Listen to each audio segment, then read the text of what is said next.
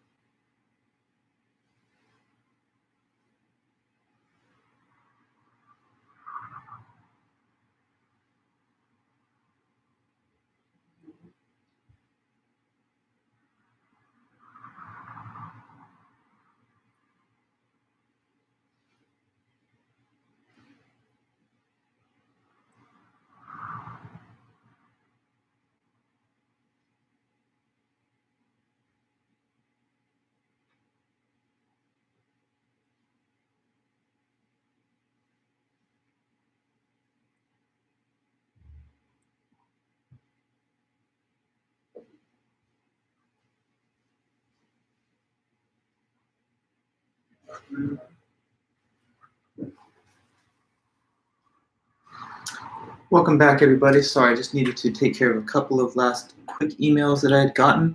Thank you guys so much for being here, and I hope you're having a good day so far. Welcome back. So let's just kind of resume in our lecture series where we left off on Monday.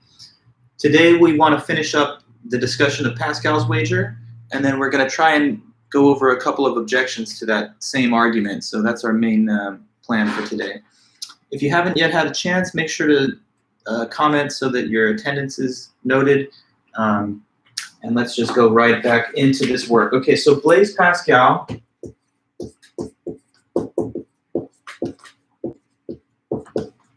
that's the current author. This is a French philosopher of the 17th century who lived from 1623 until 1662, mathematician, physicist, and philosopher of religion. So he starts his paper by saying no one can prove whether God exists. That's beyond the power of the human mind. If God does exist, he's infinite, but we are finite and we have limitations. So he thinks a human finite brain cannot possibly fathom the concept of God in a way where we could actually prove or disprove that he exists. So he says, let's not make any attempt to prove whether he exists because it would be foolish to even try. Instead, let's just all agree that he either exists or does not exist. Like it's one or the other of these two sides of that disjunction. Since it's either he exists or doesn't exist, but nobody can really know for sure which one it is, he claims that we're put in a position where we're forced to wager on the question of God's existence. And he compares this wager to the parameters of a coin flip bet. With a coin flip wager, there's two possible outcomes, heads or tails will land. And we don't know before the coin lands which one it will be, but let's say you make a choice of either side. The similarity is that in the same way with God's existence, we don't know whether he exists or not, but we know that it must be one of the two things in the end. So given this set of facts, what's the better bet for you? What's the safer and less risky bet, right? I was trying to show you guys this diagram last time. So this is all called the wager. It's from his book, Pascals, written in his life, but published after his death in 1669. Okay, so now with that information, I can clear the board, and I just want to show you this little Punnett square that we were drawing. So here's a box, and the box we can draw a cross inside to create a grid of 4. Let's suppose that a person has chosen to believe in God. That's one of the 2 betting possible wagers. Believe in God. Do not believe in God. The other choice. And then at the top 2 columns, there's 2 possible results. One could be that God actually does exist. God exists. And the other side of the coin is the possible outcome that God does not exist.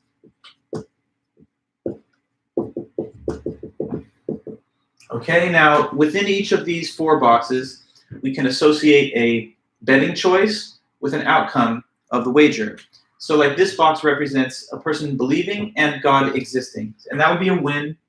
And it's a big win. It's a like win to infinity. So that's the infinity symbol. It's positive to infinity because in that case, the argument goes, you'd be rewarded with the heavenly afterlife and you'd be in paradise forever. So it couldn't get better than that if you believe and God exists. But suppose you believe in God and there is no God. Well, then that's not getting it correct. That's not, I guess, a win. But it's not a huge loss. If anything, what's the loss when a person believes in God, but suppose there wasn't any God? Well, it's like, if anything, it's just a minor loss of like some amount of time and energy. The time and energy that it takes to believe, to practice religion, to maintain your faith over the course of your lifetime. I guess if you believed in God and there wasn't any God, then all of that could be argued as like a wasted effort or a waste of time and energy. At the same time, though, some people might not even concede the point. You could argue that even if there's no God, you get a lot of joy and happiness out of religious practice and the religious community. So either no loss or something small. On the other hand, suppose you don't believe in God, and one possible outcome is that you're wrong and there is a God. Well, suppose you don't believe and there's God. In that case, then it's a huge loss because there's 2 possible outcomes, according to the argument anyway. One is that maybe God would deprive you of heaven because you didn't believe in him. If so, that's the loss of the infinitely happy afterlife. And on the other hand, some people go even further and say that God would punish people, send them to hell if they didn't believe in him. So, of course, in that case, it's even worse, like infinite torture, pain, misery, fire and brimstone, gnashing of teeth, all the terrible things they say about hell. So if you don't believe in God and there is a God, it's not good. It's like you're either not going to heaven or maybe you're going to hell. Suppose that you don't believe in God and there isn't a God. So in that case, the person's correct. But what's really the benefit, or what's the reward, if anything? It's not much. It's really almost nothing, but maybe it's the reverse of this, getting back the time and energy that other people were devoting to religion. I guess in that case, saving that time and energy. So looking at this grid now, he believes we're in position to clearly say that one of these 2 bets is the better, safer bet. You know, which one poses the least risk out of the 2 choices, believe or don't believe, and which one poses the greatest possible benefit? Well, what do you guys think? Why does this man say that it's better for one to just believe in God? If you can piece these points together, now you should be able to summarize his conclusion. Why now, having reached the conclusion of his argument, why will he say that it's better to believe instead of not? Let me see anyone in the chats try to grapple with that. Why is belief the better bet according to the reasons laid out here in the argument? Either win big or minimal loss. That's right, Christina. Yes, but you have to also compare it against the other bet, right? Because that's part of it, right? It's a contrast of the risks versus big loss or little win. Exactly. Angel, you say because you don't lose much, you lose more from not believing him. Let me say something though, Angel. You can't really word it like that because you say it categorically. You do not lose much. you do lose more from not believing in him. It's like you could lose more. It's all hypothetical, because remember, he's not saying definitively God does exist and people that don't believe in him do get punished. It's rather saying that if he exists and you don't believe in him, then you would get punished. So keep in mind, he maintains throughout that the question of whether God exists or not is totally unknown to us. But yes, you're right. I mean, the point is that if there's a God, then you're at risk if you don't believe. And if there's a God, you stand to benefit if you do believe. So not believing imposes a huge risk in case you're wrong. And believing imposes no real risks in case you are wrong. So one bet is all possible reward against not much possibility of loss, and the other is a great possibility of loss against no significant ability to gain. So why would you take one bet that places you at major risk and doesn't give you the even potential to win much, when the other alternative side of the same bet offers you the reverse, a possibility of a great reward with no real risk associated by taking that bet? Okay, so let me read his words. He says this: you must wager. There's no choice. He's saying there's no choice because a person who says, I've got no interest in this topic of God's existence, and I'm not going to say I believe or not believe. He says a person who refuses to take any position is just still equivalent to a non-believer in the eyes of God if he exists. So he says, you must wager. There's no choice. So which will you choose then? Let's see. Since a choice must be made, let us see which offers you the least interest. You have two things to lose, the true and the good. Okay, and he says, let us weigh up the gain and the loss involved in calling heads that God exists. He's really leaning on this metaphor of the coin flip. Let us assess the two cases. If you win everything. If you lose nothing. Don't hesitate then. Wager that he does exist. Since there is an equal chance of gain and loss, if you stood to win only 2 lives for 1, you could still wager, but supposing you stood to win 3. And he says, there's an eternity of life and happiness. That being so, even though there was an infinite number of chances of which only 1 were in your favor, you would still be right to wager 1 in order to win 2, and you'd be acting wrongly being obliged to play in refusing to stake 1 life against 3 in a game where out of an infinite number of chances there is 1 in your favor, if there were an infinity of infinitely happy life to be won. But here there is an infinity of infinitely happy life to be won. That leaves no choice. You're obliged to play, and you're therefore renouncing reason if you hoard your life rather than risk it for an infinite gain, just as likely to occur as a loss amounting to nothing. So what's the worst that can happen if you believe in God? Maybe you're wrong, but who cares? It's not a big deal, and it doesn't really harm you. What's the worst that can happen if you don't believe in God? Well, something really bad, in case you're wrong. And if you're right, you don't even have much that you could benefit from. So in normal life, when a person takes a bet, if they had 2 bets to choose from, and one held out the possibility of great benefits against no risk, and the other one held out great risks against no possible benefits, he just thinks any rational, risk-averse person who's concerned about their own self-interest would take the safer bet. Because what do you have to lose by wagering in existence? Nothing. But you have so much to lose if you wager on non-existence. That's his argument anyway. If I came to you and I said, hey, let's play a game and let's do a coin flip, you can choose heads or tails. If you choose heads and heads comes down, then you get to keep the quarter. But if you choose heads and tails shows, then you'll be tortured for the rest of your life. If you choose tails and tails comes down, you'll get infinite money, $1 trillion. And if you pick tails and heads comes up, then I get to keep the quarter. Now, out of those 2 bets, what do you think is safer, picking heads or tails? Well, clearly it's picking tails because you could win infinite money or you could lose a quarter. On the other hand, though, if you pick heads, you could win a quarter or you could be tortured forever. So it's like, why take one bet that holds out a minimal or insignificant possible reward against a great possible risk when the other bet is to total reverse? That's his argument anyway. Now that we've understood it a little bit, we can move on to the critics. And there are some important criticisms of, Pascal's Wager. So anyone that was looking at the first prompt from the essay topics, you would be able to report on either of these 2 objections, because it does say to speak on 2 objections to each argument. And so you have to learn these objections to Pascal's Wager now. So here's one of them that we can use. This is written by W.K. Clifford. That's the author's name. It's a British philosopher of the 19th century. He lived from 1845 until 1879. So he was a young man when he died, but he had a very impressive life. He was a mathematician, and he was made a fellow of the British Royal Society. It's a kind of elite academic institution at the young age of 29. In 1877, he wrote this paper that we're going to read now and talk about, which is called The Ethics of Belief.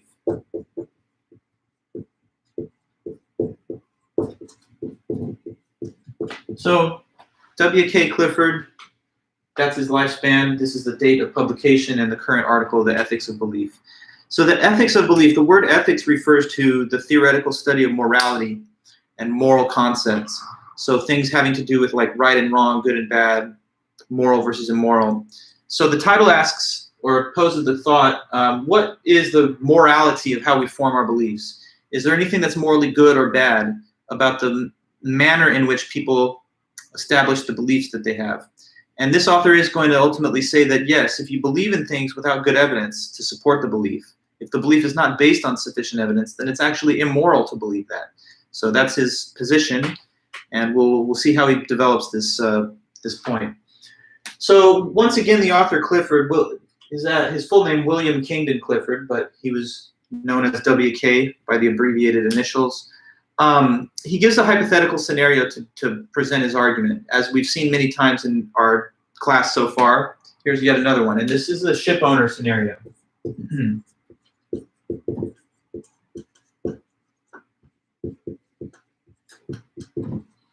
Okay, so just to give you a little visual, here's a ship owner, just a simple stick figure on my whiteboard here. And he owns a ship, so this is a ship. About the ship though, okay? It's in very, very bad condition. This is a dangerous and unsafe ship to allow to sail. So maybe I can try and show some of the damage. There's a crack in the hull. Maybe the mast is bent and a little bit damaged. There's a hole over here in another part of the boat which is leaking. So it's in terrible bad condition. This is an old, decrepit, beat up ship. And the owner of the ship, this guy, he knows that, all right? He's fully aware of how damaged the ship really is. It's kind of like a car owner, right? If you own the car, then you know more about it probably than other people do. And so he, of all people, is intimately aware of how badly destroyed the ship is and how it's very unsafe to sail. It's currently seated in the harbor, just on the dock. But if he allows it to sail any significant distance, the likeliest thing that would happen is it would just sink and the ship would fall to the bottom of the ocean, right? So that's the deal. The ship's dangerous, unsafe, broken down, and the owner knows that. It's all clear and the evidence is clear, and he knows that. But suppose that the ship owner really wishes and hopes that this could just make one more little journey. He wants to believe that the ship could safely return if it made one more venture. Maybe it's because if it did this, he could profit off of the successful return of the ship doing some kind of cargo mission or whatever. So he wishes and hopes that it could just make one more journey, you know, even though all the evidence that's before him indicates the opposite, that in all likelihood it would not safely return home. Okay, so let's suppose then that the ship owner convinces himself, just based on wishful thinking and hope, that the ship will somehow be able to return back safely, even though he's forcing to the side of his mind, pushing out of his mind all of his knowledge and awareness of the clear evidence that the ship is really badly damaged. So he knows that fact, he knows this evidence that it's not safe, but he tries to convince himself to just set those thoughts aside and just go with his hope and his wishful thinking. So he works himself up into this state of mind where he's like, you know what, I think he could probably make one more journey. But why does he believe this? It's not based on the evidence, it's just based on what he's hoping and wishing, wishful thinking. So now I've got to give you the end of this scenario. And kind of like the old choose your own adventure stories, there's two alternative endings here. So I'm going to speak on both of them, all right? First of all, suppose that, as we said, the ship's dangerous, damaged. He wants to believe that it'll make one more journey, so he allows it to sail then, based on that hope. And imagine then that afterwards, predictably, the ship does sink in the ocean. And so all the cargo and the whole crew are lost, and they've all died. So that's a terrible thing, right? A loss of life and property. Here's my question for you guys, okay? So if that's the way that it went down, tell me, what do you think? Just hot take. Don't overthink it too much. Does this man deserve blame? Is it fair and reasonable to blame him for the loss of life and stuff if this is the scenario that played out, where he had all the evidence and then he believed that it would work out just on hope and it actually did sink? Would we say that in that situation given that set of facts, he's to blame morally. Okay, good, Cordy, good, Sydney. You're saying yes. And I mean, that is the intuitive response that I would say anyone would have. But let's go even a step further, guys. We are saying, yes, he's at fault. He's to blame. Well, tell me if you can, think of this. Why is he at fault? What reason do we have to say this is his fault and he deserves to be morally held responsible for that? Because obviously sometimes bad things happen and no one's really at fault or to blame. So why is it that in this case he is actually to blame and it is his fault? He deserves the blame. Why so? What is the reason you would give that this is not excused? This is a wrong action that's on him. Why is that a fair assessment? What's the reason that it's okay to say he's blameworthy? Okay, so Sydney and Cordy also. He took a risk in believing it couldn't sink, knowing consciously that it was unsafe. Very good. So I like the one point you mentioned, that he consciously knew that it was not safe. That's the key. Cordy, you also say he pushed evidence aside, relying on his own selfish hope or desire. Good. And I also like the one point you've mentioned there, that he pushed evidence to the side. So the thing is, he had the evidence, right? That's the main point. It's not like he was surprised, like, oh my God, how could the ship have sunk? I would have never thought in a million years it could sink. No, evidently it was very unsafe, and as I tried to emphasize, he was totally knowledgeable about how unsafe it was. So he cannot profess ignorance or surprise. This is totally predictable based on all the evidence that he did have.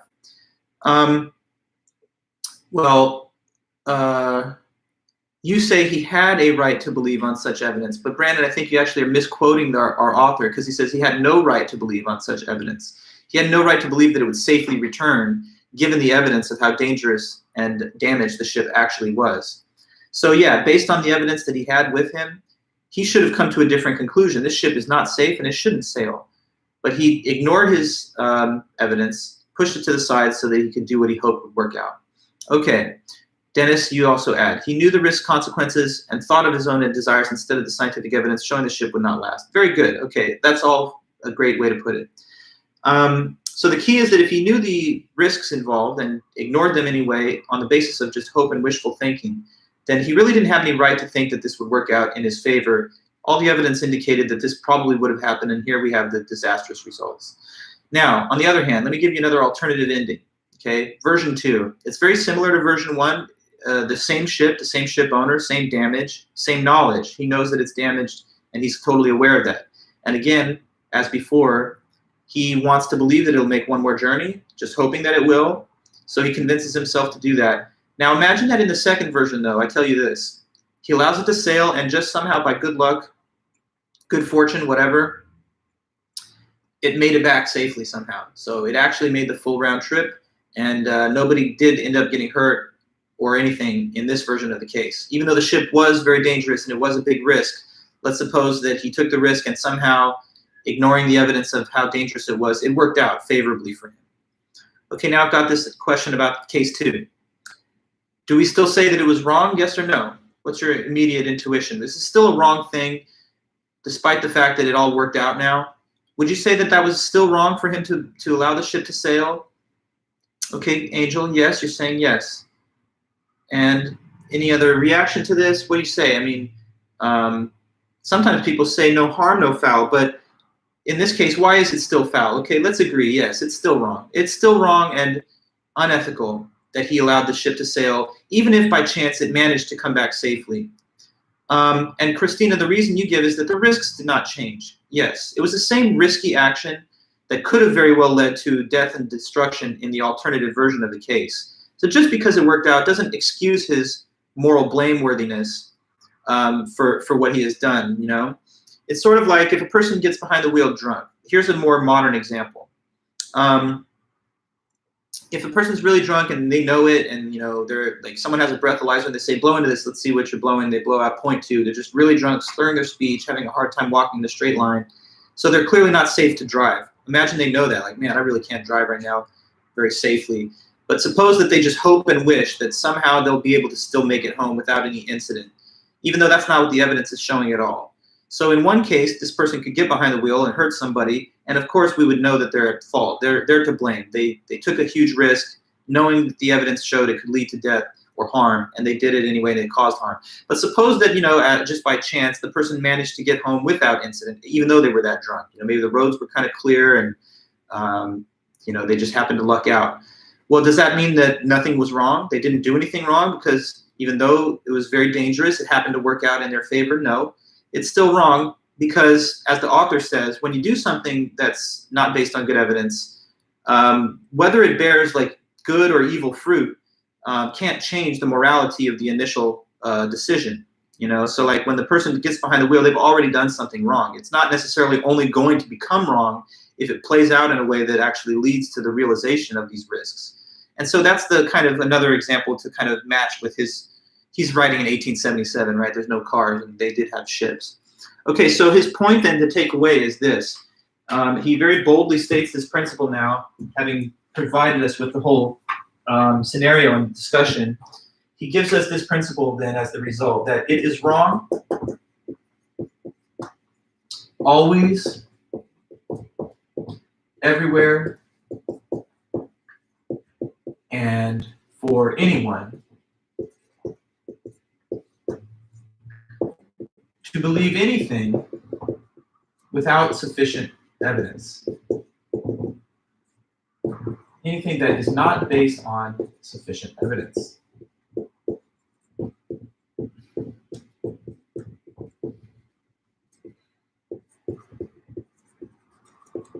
So he thinks that this is the moral of the story, basically, that he can get us to agree with if we just think reasonably about his examples and argument.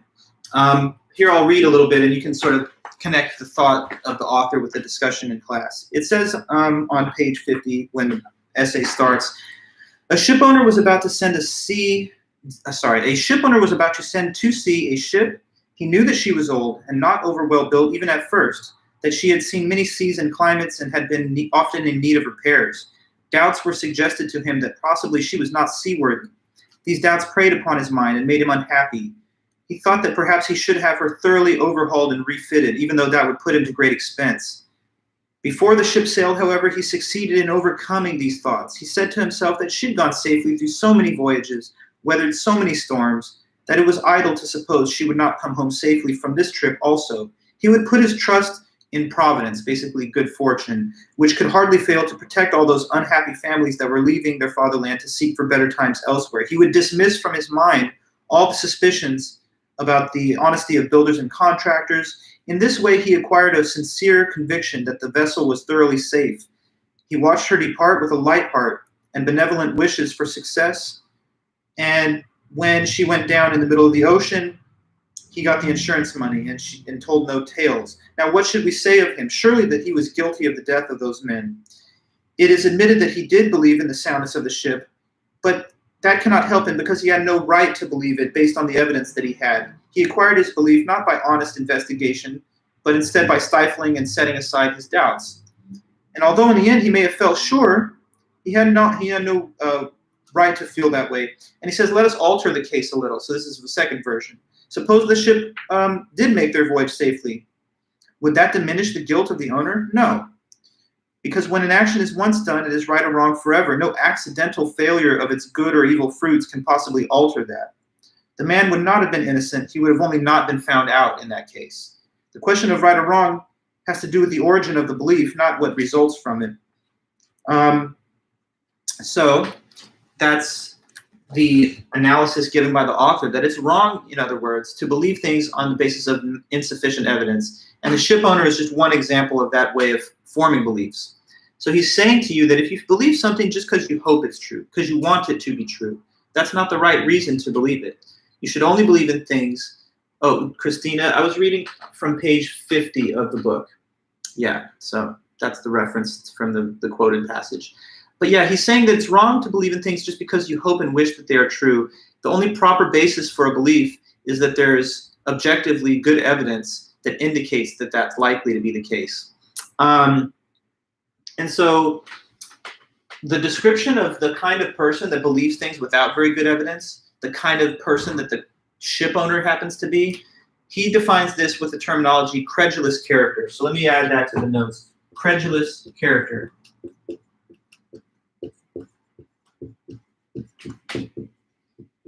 A credulous character is just a fancy sounding word for a type of person who will believe things that are not based on sufficient evidence.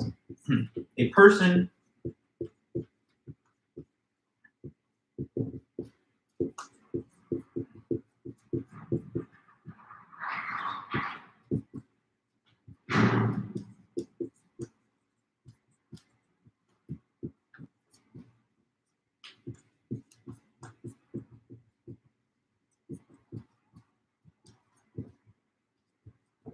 credulous character. The word credulous derives from the word credibility or credence, and that means how much truth you associate with a given statement. So a credulous character essentially is a person who gives more credibility to claims and statements than they deserve just based on the evidence itself. It's somewhat a close cousin of a gullible sort of person, or a person who's not skeptical at all and just believes things.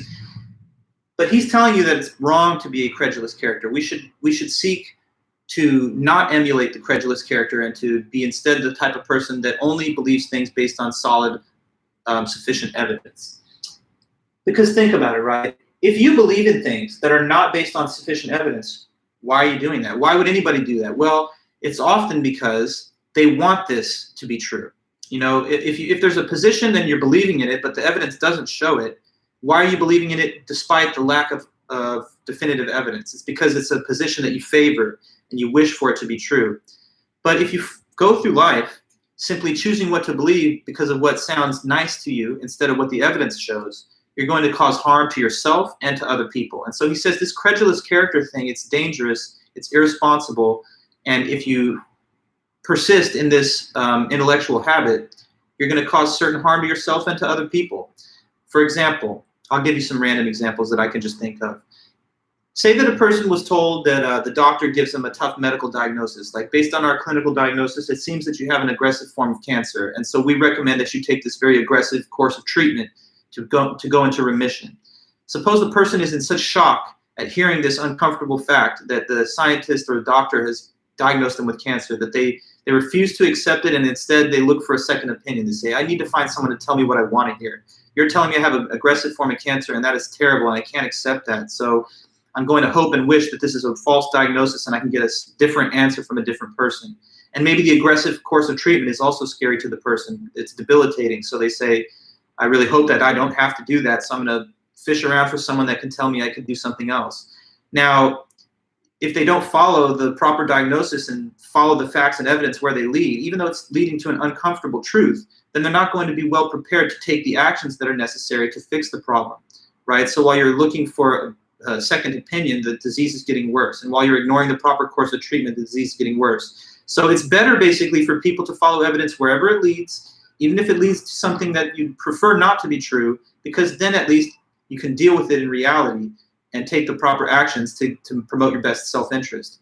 Suppose that there was an evacuation order given to people living on a hillside somewhere. The fires are coming and it could overtake their home. And so local authorities say, in our professional judgment, you have to be ordered to evacuate. Now suppose the person hearing this is like, but an evacuation is inconvenient. And maybe these flames, you know, I really hope that they just miss my house because I don't want to have to deal with the flames touching my house. That would be a nightmare for me. So instead of evacuating, I'm going to believe. I'm just going to hope and wish and believe, therefore, that this flame won't touch me, and maybe I can just stand on the balcony with a garden hose and fend it off. Now, this person's putting themselves in harm's way because they're not following the evidence, even though they might feel psychologically a little better consoling themselves against the disturbing facts that these fires are encroaching on them. But it would be better for them to take the proper actions based on the evidence than to ignore them and hope for the best, you know? COVID, right? I mean, we've seen people say that the guidance given to us by our medical and scientific professionals at our elite institutions and scientific institutions are telling us things that are scary, right? Oh, this disease is really spreading widespread. We have to shut everything down. We have to distance ourselves, mask up. Many people hearing these things are like, well, that's a disturbing and scary change to our basic normal way of life. And I refuse to accept this because it scares me. So I'd rather harbor these wishful thoughts that it's not that bad, that it'll just go away, that it's not really going to affect me or my community that much. And all the while, if you're gripped by those beliefs, just given wishful thinking, then you're not going to take the necessary actions to actually mitigate the spread of the disease. So in every case that I'm mentioning here, the person feels comfortable believing something that's not shown by the evidence. And that kind of credulous character is the sort of person who will persist in it. So it's not a good thing, basically. It causes self-harm. The self-harm is that it makes you a poor judge of what is true and false. And it makes it difficult for you to face uncomfortable truths, which is something that you have to do in life in order to get to the right result that you want. He also says that it causes social harm. And the social harm aspect piggybacks on the self-harm. The social harm thing is that you have some degree of influence over other people that look up to you, that interact with you. All of us have some sphere of influence in our world, even if we don't have the most impactful lives. We're not all presidents and prime ministers or senators, but even in our little daily circumstances, we have friends, we have classmates, coworkers, siblings, and those people sometimes look at you as an example to follow as to how you should be forming your beliefs. So if you had like a little sibling and they see that you, for example, just believe whatever you hope is true and you ignore evidence, then they'll take you as the example to follow, and then they'll pick up the same mental habits. And then they'll spread it to other people with whom they have an influence. And before long, this tendency spreads like a disease, and after a while, nobody cares about facts and evidence, and that's not the kind of world that you want to live in. Like if you're put on trial for some crime that you didn't commit, do you want to look out into the jury and be like, these people are not even thinking about the evidence. They're just deciding based on how I look or how they feel today. Do you really want to go to the doctor and have the doctor say, well, I have a medical diagnosis, but it's a little scary, so maybe we could just go with something a little more favorable sounding and see how it works. That's not the kind of world you want to live in. So you're going to undermine the security and safety of the community that you live in too, if you spread the tendency to be credulous to others. So here I'll read it, and he says it this way. He says,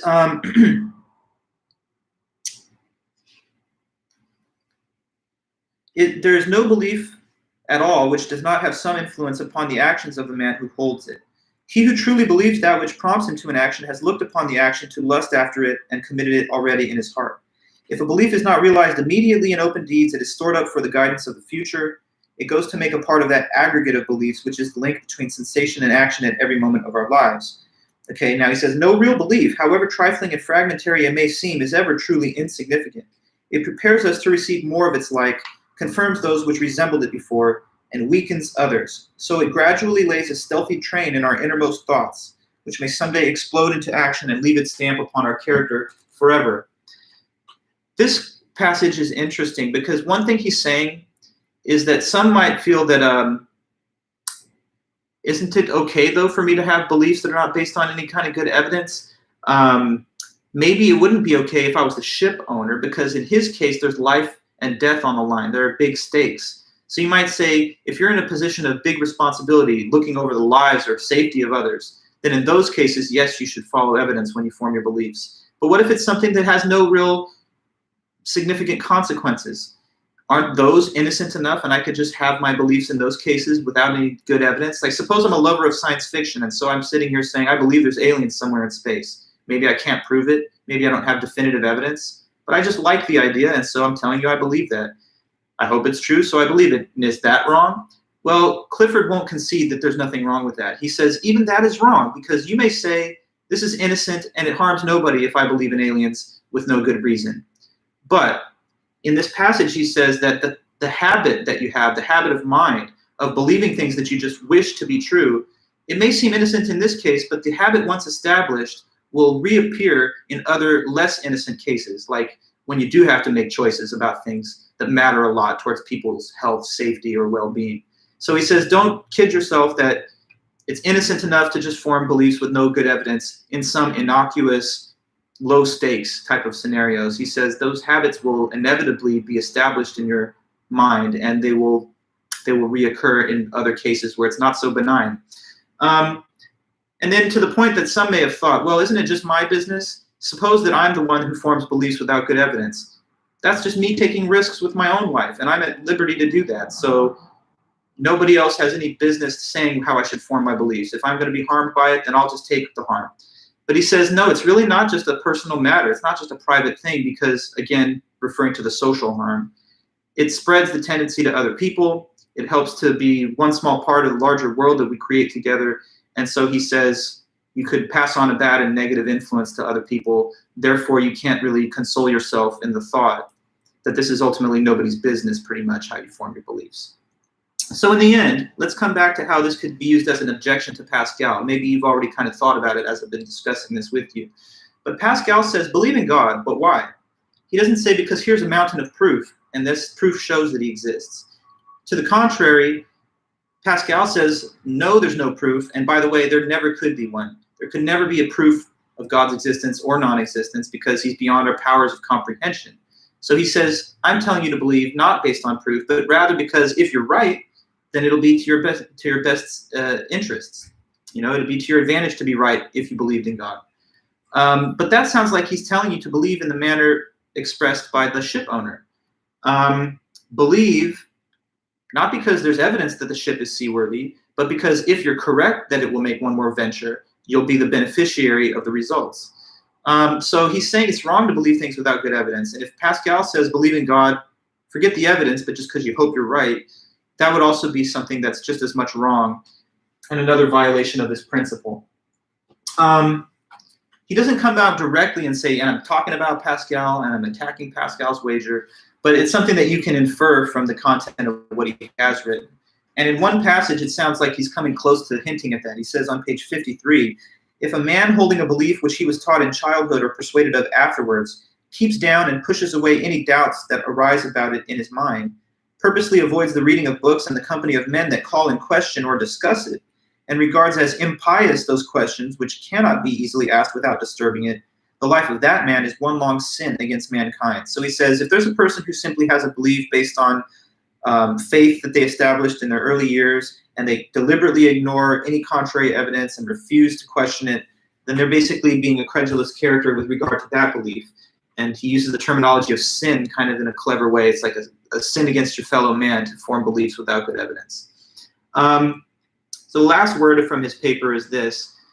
Maybe some of you have thought, but who has time for all of this careful investigation of evidence before we form our beliefs? That would be so time-consuming and tedious. Do I really have the ability to live up to this standard that he's put down? Like, make sure that your beliefs are based on sufficient evidence before you hold them. Wouldn't that be too time-consuming? Well, he says something that I thought was fun. He says, if you really believed it was too much work or effort or time to find evidence for your beliefs, then you just don't have time to believe, I guess. If you don't have time to look at the evidence, then you also don't have time to form beliefs without the evidence, And so he's speaking at the very end here in the voice of his critic. He says, but I am a busy man. I have no time to take the long course of study which would be needed to make me a competent judge of certain questions. And then he replies by saying, well, then you should have no time to believe. Okay, so it's sort of like, if you don't have time to investigate the evidence on a certain issue, then don't prejudge the issue and form a belief before looking at the evidence, right? Your beliefs are supposed to follow after consideration of evidence, not before. If you're a juror and you're being asked to judge guilt or innocence, you're not supposed to make your mind up before they present the evidence in court, right? That would be prejudging the facts of the case. And in everyday life, the same thing is basically true. You shouldn't come up with an opinion on something unless you've looked at the information surrounding the issue. If you don't have time, or you feel that you don't have time to look at that information, then why would you go ahead and form a belief when you don't have anything yet to base it on? So this, in the end, is the whole breakdown of W.K. Clifford, William Kingdon Clifford, and the ethics of belief. Okay, so I'm moving on from him, trying to keep us going through our notes in the right order. The next author, and this is the second possible critic of Pascal's wager, it could be used as such. This is Robert McKim. So that's an American philosopher who taught for a long time at the University of Illinois at Urbana-Champaign. And in 2001, he wrote this paper that we're now going to try to look at. It's called The Hiddenness of God.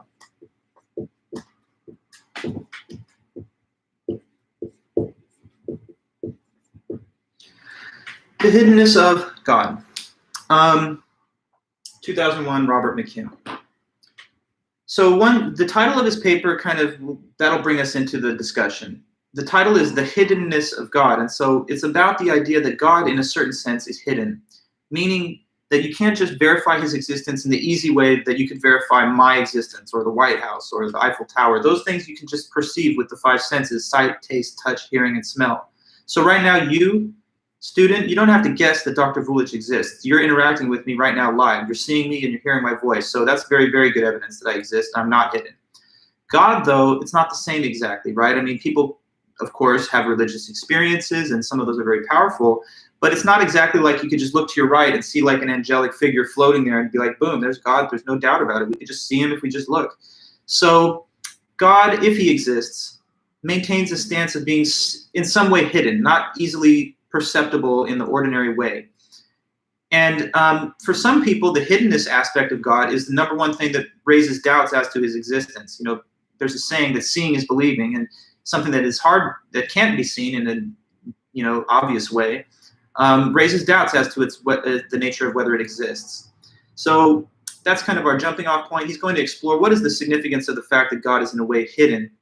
In the end, to kind of preview his conclusions, he will say that the fact of God being hidden could be explained by him not existing, or it could be that he does exist and he chooses to stay hidden. But if that's the case, then he wonders if God even cares much about whether we believe in him, because a being that stays hidden doesn't seem like he's taking much of an interest in getting us to believe in him, because he could easily do so if he wanted to reveal himself, and then there would be no debate. So he says if God chooses to stay hidden, then maybe he doesn't care whether we believe, and if that was so, that would definitely undermine Pascal's wager. Because Pascal's wager, if you guys recall, is trying to impress upon you the risks of non-belief. But if God doesn't care one way or the other whether you believe in him, then he might not be punishing all the non-believers, or he might not be rewarding all the believers, or he might be punishing and rewarding on some different basis, like the nature of your moral record in life. So those are some of the things that we are leading up to as we get into this discussion here. Okay, well, the paper begins with a very elaborate hypothetical scenario. This is really one of the this one's a beauty. Okay, so like once upon a time, imagine this: there's an island, and there's a civilization of people who live on the island. Now, this island, to the people who live there, it could be the whole realm of human civilization. Why? Because none of the people there have ever left the island. So they've never made a venture to anywhere else and contacted people from off the island. And as far back as anyone can remember, nobody has ever visited the island from outside. So relative to them, this could be, the whole world or all human beings. They don't leave and nobody comes. But there are these legends and myths that are spread around by some of the elders of the island community. Some of them say that a long time ago in the past, this used to be one part of a much bigger empire.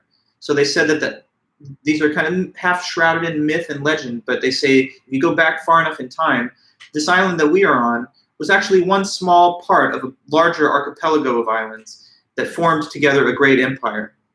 This is the legend of old, that it used to be part of a big empire. And they said that this empire used to be run and overseen by a great and good emperor. Okay? Now, not everyone that's on the island knows what to think of these old stories. Some people regard them as just cultural myths. Other people think they may have some truth to them. But anyway, you heard those stories, okay? So just backing up a step and taking stock, there's an island isolated from outside contact, presumably to the people there, the only human civilization anywhere. But there are some myths and legends according to which it used to be part of a big empire ruled by a great emperor. Okay, so now one day, something very notable and strange happens on the island. What they see is that there are actually ships starting to come in from the ocean toward the beach. And since they've never had, at least in recorded memory, any kind of outside visitors, this is a huge shock and a surprise. So a group of the island dwellers gathers on the shore, awaiting the oncoming ships. All right, so now here's a ship that has arrived on the beach. It anchors down and people come down from the ship. A couple of people coming down from the ship see the assembled crowd gathered there, and they start to talk to them, and they say, okay, hey guys, we're glad that you're here, so we have an audience. We want to send you guys some messages. We're here as messengers. First of all, we've heard that you've been told about some myths, according to which this island used to be part of a great big empire. So you guys heard these myths from your elders. We're here to tell you today that that's true. Those are not just legends and myths, that's facts. This is part of a great big empire, and we are part of the larger empire, and we've been sent to tell you this. The other thing, we also heard that you guys have been told about a great emperor that used to rule the empire. And that is also true. In fact, he sent us to you. So we are messengers, emissaries from the great emperor, and he wants us to send this message to you guys. he's requesting for your allegiance to him and to the empire, because he's actually your emperor, and you guys have kind of lost contact with the broader empire over the generations. And he wants to reclaim this land for the empire and rule. So we're asking for you to submit to his rule and to declare your allegiance and your fealty to the emperor. So what will it be? Oh, but wait, there's another detail. Don't want to forget this, very important. We call this guy the hidden emperor, everybody. The hidden emperor. Now, to the students here, why do you think that they say that? If you're kind of insightful as to where this is all headed, why do you think they say that this emperor's name is the hidden emperor? What is it about him that makes them describe him that way? If you had to guess. Why are we calling him the hidden emperor? Because they drop that on the audience. They're like, yeah, he's the hidden emperor, by the way. And here's the reason. What is the reason, you think? Any guess? The people on the island never see him. Well, not even just that, Sydney. That's part of it. But even more than that. What do you think I'm hinting at here? Anybody can pick this up if you think you can tell me. Just, I mean, in a way, it's almost common sense. Why do you figure they call him that? Because no one can see him, right? Nobody ever sees him. Nobody ever perceives him. He remains hidden from all detectable observations. So no one ever sees, hears, or any of the other five senses respecting this emperor. So he remains cloaked in invisibility, but the messengers are like, but we believe he exists, and he won't reveal himself, though, out in the open. Like, even to his most loyal followers, he remains cloaked in invisibility. But he's got amazing powers. He can read people's minds. He can teleport around. He can be in more than one place at a time. Anyway, that's the hidden emperor. But back to our question. What do you guys say? Loyalty, allegiance, or no? Because we need to get that settled. Okay, and so like through the crowd, a little buzz of discussion starts to go around. People are debating, discussing amongst themselves. What are they telling us? Is this something we actually believe in? And so as we resume on Friday, I'll conclude the remaining parts of the essay. There's not much left, but basically where we're headed is one member of the crowd says, I think there must not be an emperor. The fact that he's hidden, these people are either just deceived or misled because a being that doesn't have any ability to be perceived just isn't real. Another person says, no, I think it makes sense that he wants to stay hidden because he's trying to test us, doesn't want to just give us the easy answer that he exists. He wants to see if we'll choose to believe in him, make a little leap of faith. And so these different positions on the emperor, clearly this is all just a sort of,